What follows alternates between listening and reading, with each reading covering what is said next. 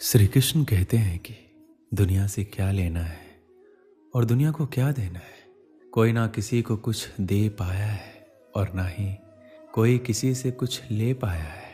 अतः दुनिया को छोड़ो और एक बात को गांठ बांध लो कि ये दुनिया किसी को जीने नहीं देती। सीधे चलने वाले को कहती है सीधे क्यों चल रहे हो, और टेढ़े चलने वाले को तुम सीधे क्यों नहीं चलते हो। आप बस अपने खिलाफ मत होना, अपने हिसाब से और अपनी खुशी के लिए सब करो। प्रेम को मन में बसा लो, फिर देखना आपको अपनी आत्मा की आवाज़ सुनाई देने लगेगी। देखिए, अगर मुझे ये प्रतीत होता है कि मैं सही हूँ तो फिर चाहे पूरी दुनिया ही क्यों ना, स्वयं मेरे इष्ट भी आकर बोले कि ना करो तो मैं भी उनसे लड़ जाऊँगा। क्यों ना करूँ जब मैं सही हूँ। लेकिन अगर मुझे पता है कि मैं गलत हूँ तो मैं एक छोटे बच्चे से भी डांट सुनने के लिए तैयार हूँ। और अक्सर जब हम दुनिया से हटकर कुछ करने लगते हैं तो दुनिया का आपके खिलाफ होना कोई बड़ी बात नहीं है। अगर आप सही हो तो डटे रहिए। जो आज आपकी बुराइयां कर रहे हैं कल वही आपके गुणगान करेंगे और दूसरों को आपकी सफलता के किस्से सुनाते नहीं थकेंगे। जब सारी दुनिया आपके खिलाफ होने लगे आपको तब भी वही करना चाहिए जो आपका दिल कहता है और जो आपके परिवार और आपके लिए सही हो। आपको काम करते ही रहना चाहिए। एक समय ऐसा आता है कि दुनिया भी आपके साथ ही चलने लगती है। पहले दुनिया उसका विरोध करेगी, बाद में उसका समर्थन भी करने लगती है। आप जो भी करें करते रहें, बस इतना ध्यान रखिए वह आपके और आपके परिवार के लिए और हो सके तो समाज के लिए भी सही हो। देखिए, ये तो मानकर ही चलें, आप चाहे कुछ अच्छा करें या बुरा, लोग आपके खिलाफ होंगे ही। कितने लोग आपके खिलाफ या साथ होते हैं यह आपकी लोकप्रियता पर निर्भर करेगा। अब बात आता है कि ऐसे समय में क्या करना चाहिए। तो श्री कृष्ण कहते हैं अगर हर तरफ से लोग आपके खिलाफ ही बोल रहे हैं तो सबसे पहले तो ये समझने की कोशिश करें कि ऐसा क्या है जिससे लोग आपके खिलाफ हो रहे हैं। इस चीज़ के समझने के लिए मैं हमेशा एक तकनीक इस्तेमाल लाता हूँ, वो आप भी कर सकते हैं। मैं खुद को उनकी जगह रख कर सोचता हूँ।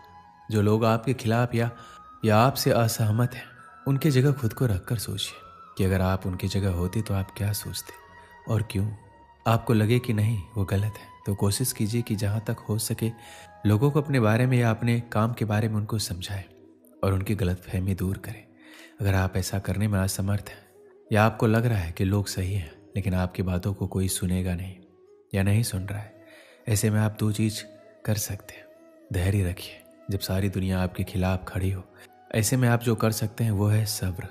समय पर भरोसा रखिए। सबसे पहले बात तो ये है कि समय चाहे जैसा भी हो बदलता जरूर है, और बुरा समय की तो खास बात होती है कि आपके अंदर की छिपी प्रतिभा को बाहर निकालने का अवसर प्रदान करता है। इस समय आपको ये भी पता लगेगा कि कौन अपना कौन पराया है। सच के राह पे चलिए, जो आपके और समाज के लिए सही है वही कीजिए, फिर चाहे पूरी दुनिया ही आपके खिलाफ क्यों ना हो। श्री कृष्ण कहते हैं आप दुनिया की उलझ में अपने सपने भूल जाते हो। दुनिया आपको परेशान करेगी, आपसे कहेगी कि तू कुछ नहीं कर पाएगा, आपको गिराने की कोशिश करेगी, आपसे जलेगी, आपको भटकाने की कोशिश करेगी, आपके एक बार की छोटी सी असफलता को बहुत ही बड़ा बनाकर आपको चिढ़ाएगी। आप अगर उन पर ध्यान दोगे तो आपको लगता है कि आप कुछ कर पाओगे। जी नहीं, आपको उन पर ध्यान नहीं देना है।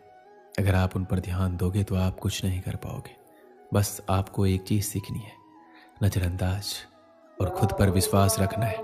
आपकी मेहनत किसी न किसी जगह जरूर दिखेगी। आप बस थोड़ा धैर्य रखिए।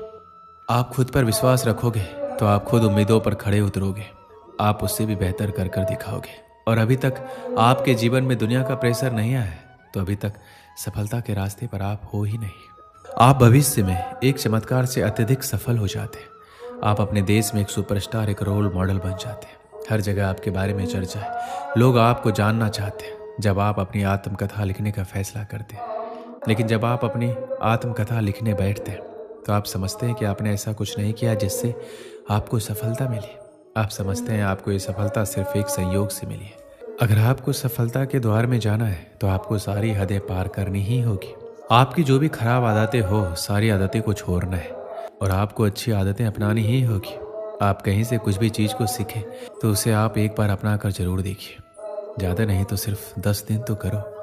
लाखों विद्यार्थियों की ये बुरी चीज़ है कि उन्हें ज्ञान फालतू का लगता है और कुछ लोगों को अच्छा लगता है, तो उन्हें अपनाना नहीं है। विद्यार्थियों को सफलता के रास्ते पर दिन कुछ नया करते रहना बहुत ज़रूरी है और धीरे धीरे खुद को बदलना भी ज़रूरी है। पर बहुत लोग इसे नज़रअंदाज करते हैं और एक समय के बाद सपनों को भूल के इसी ज़िंदगी में उलझ जाते हैं। कोई भी व्यक्ति आपका सहयोग तब करेगा जब आपके पास कुछ लेने के लिए है। इसलिए जब पूरी दुनिया आपके खिलाफ हो जाए तो ये ऐसा वक्त है जहां आपको अपनी कमजोरियों को हटाने का अवसर है। दूसरे दृष्टिकोण में आपको अकेले चलने का एक अवसर भी प्राप्त होता है, जिसमें आप स्वयं आत्मनिर्भर बनकर अकेले लक्ष्य की ओर चलने का प्रयास करते हैं। और जब आप सफल हो जाते हैं तो आपके साथ पूरा संगठन और कायनात आपके सामने होगा। जब हर चीज़ आपके खिलाफ हो रही हो तो आपको आगे बढ़ते रहना चाहिए और बिना प्रेरणाहीन हुए अपनी गलतियों का विश्लेषण करते हुए, अपने कमज़ोर बिंदुओं का मूल्यांकन करते हुए, अपनी कार्रवाई के फल के बारे में सोचे बिना लगातार विफलताओं से सुधार कर सीखना होगा। ये ध्यान में रखते हुए कि एक दिन जब आप सफल हो जाएंगे तो आपको प्रेरित करने के लिए कहा जाएगा, तो आपके पास अपनी पुस्तक के लिए पर्याप्त सामग्री होगी।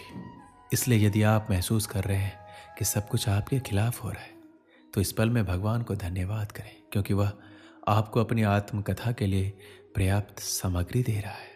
आपके जीवन में जो भी समस्या है वह एक न एक दिन जरूर दूर होगा और आपको कभी भी हार नहीं माननी चाहिए। आप अपने जीवन में हर विफलता के साथ विकसित होते हैं। आप निश्चित रूप से अपने आप में एक बदलाव महसूस करेंगे, इसलिए काम करते रहें और कोशिश करना कभी ना छोड़ें। आप निश्चित रूप से सफल होंगे। काशी में एक संत रहते थे। उनके आश्रम में कई शिष्य अध्ययन करते थे।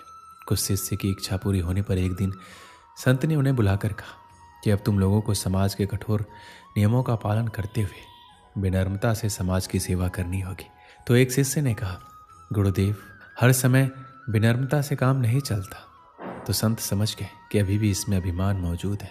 थोड़ी देर बाद मौन रहने के बाद उन्होंने कहा, जरा मेरे मुंह के अंदर ध्यान से देखकर बताओ कि कितने दांत रह गए हैं।